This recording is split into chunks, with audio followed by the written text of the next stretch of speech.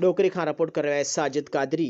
Pakistan peoples party जे अॻवान अदनान अल्ताफ़ हुसैन उन्नड़ जो election मुहिम दौरान डोकरी तालके जे मुख़्तलिफ़ ॻोठनि जा दौरा, गुलनि जी वर्खा सां भरपूर इस्तक़बाल, जीए भुट्टो जीए उन्नड़ जे नारनि जी गूंज। वोट पाकिस्तान पीपल्स पार्टी उन्नड़ ख़ानदान जो आहे ऐं मुख़्तलिफ़ ॻोठनि ॻोठ यारू लाखिर, भूरी जा भाण ऐं ॿियनि ॻोठनि में अवाम खे ख़िताब ऐं पीपी अॻवान अदनान हुसैन अल्ताफ़ उन्नड़ ॻोठ यारू लाखिर पहुचण ते सभई माण्हुनि खे पीपीअ जा झंडा हथनि में खणी वॾेरे फ़हद हुसैन लाखिर जी अॻुवाणी में गुलनि जी वर्खा सां शानदार इस्तक़बाल कयो। उन मौक़े ते आजियाणो ॾींदे वॾेरे फ़हद हुसैन लाखिर चयो त असांजो जीअण मरण उन्हनि ख़ानदान सां आहे जिते हू चवंदा अॻु बि हुननि सां गॾु हुआसीं, हाणे बि हुननि सां गॾु बीठा आहियूं ऐं अॻु खां वधीक वोट खणी आदिल अल्ताफ़ हुसैन उन्नड़ खे कामयाबु कंदासीं। पीपी अॻवान अब्दुल वहीद मल्लाह चयो त 8 फरवरी ते उन्नड़ ख़ानदान जो बीठल उम्मीदवार आदिल अल्ताफ़ हुसैन उन्नड़ खे वधि खां वधि वोट ॾेई कामयाबु कंदासीं। उन मौक़े ते पीपी अॻवान अदनान अल्ताफ़ उन्नड़ ख़िताब कंदे चयो त यारो लाखिर जे माण्हुनि हमेशह असांखे इज़त ॾिनी आहे, उन लाइ